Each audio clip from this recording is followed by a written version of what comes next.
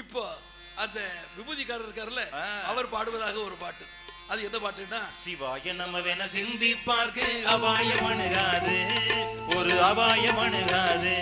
ஆமா, சிவாய நமவென சிந்திப்பார்க்கு அபாயம் அணுகாது, ஒரு அபாயம் அணுகாது. இதை உபாயமென்றே உரைப்பவருக்கு ஓங்கார பொருளாக விளங்கும். சிவாய நமவென சிந்திப்பார்க்கு அபாயம் அணுகாது, ஒரு அபாயம் அணுகாது. எங்கள் சிவனை நினைத்தால் உங்களுக்கு அபாயமே வராது. சிவாய நமவென சிந்திப்பார்க்கு அபாயம் அணுகாது. விபூதிக்காரர் பாடிட்டு பிச்சை எடுத்துட்டு வந்துட்டு இருந்தாரு. ஒரு அக்கராத்து பக்கம் வந்துட்டாரு. சரி, இப்ப நாமதாரி பார்த்தாரு. இவர் கொஞ்சம் கோபக்காரர். இவங்க புளியோதரை கொஞ்சம் காரமா தான் இருக்கும். இவர் பாட ஆரம்பிச்சாரு. கொஞ்சம் சற்று காரம், ஒரு 20% காரம். என்ன போட்டா தெரியுமா? நாராயண கோவிந்தா ஹரியன நாமம் போட்டு கோணும், திருநாமம் போட்டு கோணும். ஆமா, நாராயண கோவிந்தா ஹரியன நாமம் போட்டு கோணும், திருநாமம் போட்டு கோணும். அடுத்த வார்த்தை கேளுங்க. உங்க நமச்சிவாயனை நினைச்சு சாம்பலால் வெளிச்சம் போடுற இளிச்சவாயர்கள் நாராயண கோவிந்தா ஹரியன நாமம் போட்டு கோணும், திருநாமம் போட்டு கோணும் அப்படின்னு பாடிட்டு வந்தாங்க. உச்சி வெயிலாகி போச்சு. மேல் கொண்டு பிக்ஷை எடுக்க முடியல. 2 பேரும் திண்ணையில படுத்தாச்சு. சரி, இப்போது கலைவாணர் பிறந்தக்கு வருகிறார். அந்த நூற்றாண்டுக்குரிய பெரிய மாபெரும் மேதை வருகிறார். 2 பேரும் நாமம் போட்டவன் படுத்திருக்கான், திருநீர் பேசுறவன் படுத்திருந்தான். 2 பேரும் கும்பிடுறாரு. ஆஹா ஆஹா, உங்களை கையெடுத்து வணங்குகிறேன். எப்படி இருக்கீங்க? படுக்கும் போது எவ்வளவு பெரிய விஷயத்தை சொல்லிவிட்டீங்க. என்ன? இந்த திருநீர் பூசணவர் இருக்காருல்ல, இவர் படுத்திருக்கும் போது நாம நட்டக்குதிரை நிக்கிற மாதிரி இருக்கு. ஆமா, ஆமா. இந்த நாமம் போட்டிருக்க இருக்காருல்ல, அவர் படுத்திருக்கும் போது பார்த்தா விபூதி படுத்து கிடக்கிற மாதிரி இருக்கு. ஆக நம்ம தேசத்துல படுத்து அழுதுச்சா பிரச்சனை தீர்ந்துருது. முழிச்சிருக்கும் போது என்ன பெருசு பண்றாங்களோ தெரியலையே. அதோட சீன் கட்டு. பலே பலே பலே, எவ்வளவு பெரிய ப்ராப்ளம் சால்வ் ஆயிட்டு பத்தியா? அதான் கலைவாணர். எவ்வளவு பெரிய, அதுதான் கலைவாணர். அதான் கலைவாணர். அதான் கலைவாணர் சொல்லி அந்த தந்தனத்துவம், அந்த தந்தனத்துவம் எவ்வளவு.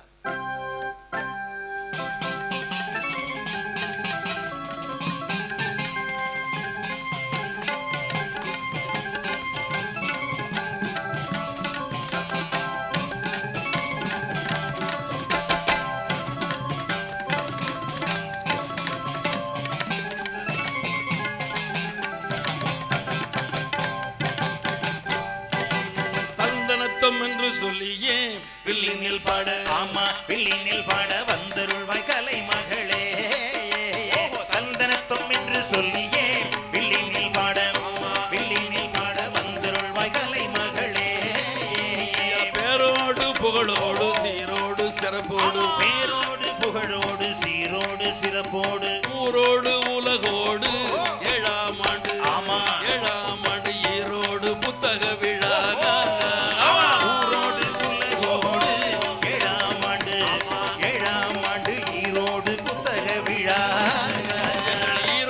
பெரியாரை இதயத்தினால் வணங்கி, ஈரோட்டு பெரியாரை இதயத்தினால் வணங்கி என் பாட்டை தொடங்குகிறேன். நிகழ்ச்சியினி, ஆமா, நிகழ்ச்சியினி தன்பாடு தான் நடக்கும். என் பாட்டை தொடங்குகிறேன். நிகழ்ச்சி இது, நிகழ்ச்சி இது தன்பாடு தான் நடக்கும். மனிதன் தலை எழுத்து மண்டையில் எழுதவில்லை, மனிதன் தலை எழுத்து மண்டையில் எழுதவில்லை, மனிதன் தலை எழுத்து மண்டையில் எழுதவில்லை. கையில் உள்ள புத்தகத்தில் தான் காணப்படும், காணப்படும் மெய்யெழுத்து தலையெழுத்தா. கையில் உள்ள புத்தகத்தில் தான் காணப்படும், காணப்படும் மெய்யெழுத்து தலையெழுத்தா. மக்கள் சிந்தனை பேரவை வழங்கும் தமிழ் முழங்கும், மக்கள் சிந்தனை பேரவை வழங்கும் தமிழ் முழங்கும். ஈரோட்டு பெருந்திருவிழா புத்தகத்தின் 7ஆம் பெருங்கலை விழா. ஈரோட்டு பெருந்திருவிழா புத்தகங்களின் 7ஆம் பெருங்கலை விழா. அத்தனை புத்தகங்களை ஆக்கிய பெரியோரையும், அத்தனை புத்தகங்களை ஆக்கிய பெரியோரையும், இத்தனை மக்களை இணைத்தார் அன்பு தலைவர், ஆமா, அன்பு தலைவர் ஸ்டாலின் குணசேகரன் வாழ்க. இத்தனை மக்கள் வெள்ளத்தையும் இணைத்த தோழர், இணைத்த தோழர் ஸ்டாலின் குணசேகரன் வாழ்க. இதுதான் எங்க வெள்ளி சேல முத்திரை பாட்டு, தந்தனத்தோம்னு சொல்லி. வணக்கப்படி வில்லுப்பாட்டுக்கு இருக்கிற சிறப்பு என்னன்னு கேட்டா எந்த கலையிலும் உரியவர்களை பெரியவர்களை வணங்கக்கூடிய பழக்கமே கிடையாது, வாழ்த்துற பழக்கம் கிடையாது. வில்லுப்பாட்டில் மாத்திரம் தமிழன் என்ன செய்தான், வாழ்த்துக்கள் முறை, வாழ்த்துக்கள் வாழ்த்துக்கள் வணங்குங்கள், அவனை வாழி வாழின்னு சொல்லி பாடுங்க அப்படி சொன்னான். ஏன்னு கேட்டா சிலப்பதிகார காலத்துல தான் வந்தது. உரைகிட கிட்ட செய்யுள் இருக்கோ இல்லையோ அந்த காலத்துல ஊர்ல மன்னருக்கு வாழ்த்தா வில்லுப்பாட்டுக்காரர் கூப்பிடு, கல்யாணம் வாழ்த்தா வில்லுப்பாட்டுக்காரர் கூப்பிடு, ஊருக்கு நல்ல வில்லுப்பாட்டுக்காரர் கூப்பிடு, நல்லதுகளை வாழ்த்தா கூட. ஆக நல்லதுகளை வாழ்த்தணும். மத்த எந்த கலைஞனுக்கும் இல்லாத லைசன்ஸ் எனக்கு உண்டு. உரிமையோடு வாழ்த்துவேன், சந்தோஷமா என் பிள்ளையை நான் வாழ்த்துற மாதிரி வாழ்த்துவேன், எங்க அப்பா வாழ்த்துற மாதிரி வாழ்த்துவேன், என்னுடைய பெரியார் வாழ்த்துற மாதிரி வாழ்த்துவேன். அதனால தந்தை பெரியார் ஆகட்டும், பேரறிஞர் அண்ணா அவர்கள் ஆகட்டும், யாராகட்டும் பெரியவர்கள் நான் வாழ்த்துற என் பாடு விட்டுருவாங்க, கேட்டுக்கிட்டு. அதெல்லாம் செல்ல பிள்ளை தமிழகத்துக்கு. இப்ப நம்ம ஞாபகத்துக்கு வருது, நீங்க விழாவுக்கு வந்துட்டோம். இப்பதான் காப்புச்செய்கள் பாடி முடிச்சிருக்கேன்னா பாருங்களேன், எவ்வளவு நேரம் கதை போகுது பாருங்களேன். இப்பதான் காப்புச்செய்கள் பாடிக்கிறது போட்டுருக்கேன், இப்பதான் ஆரம்பிப்போமா தத்தனத்தை பாடி முடிச்சிருக்கேன். இப்ப யார்கிட்ட ஆரம்பிக்கிறேன், இந்தியாவின் முன்னாள் குடியரசுத் தலைவர் டாக்டர் ஏபிஜே அப்துல் கலாம் அவர்கள்ட்ட ஆரம்பிக்கிறேன். ஏன்னா அவருக்கு வில்லுப்பாட்டுக்கு தொடர்பு உண்டு. என்னை வீட்டுக்கு அழைத்து வில்லுப்பாட்டுக்கிறது நடத்த சொல்லி பக்கத்தில் உட்காந்து கேட்டார். எவ்வளவு பெரிய மனிதன், எவ்வளவு பெரியவன் உங்கள்கிட்ட. நம்ம பிரஜை இருக்கும் முறையில் நான் சொல்லி மிஸ்டர் அப்துல் கலாம் வீட்டுக்கு போனேன். ஒரு இடத்துல உட்காந்துருந்தோம், நான் கீழே இப்படி உட்காந்துருந்தேன், கலைஞர்கள் எல்லாரும் இதே மாதிரி உட்காந்துருந்தோம்.